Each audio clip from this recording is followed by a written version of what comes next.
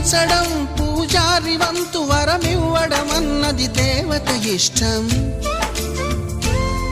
ప్రేమించడం ప్రేమికుడి వంతు కరుణించడం అన్నది ప్రేయసి ఇష్టం.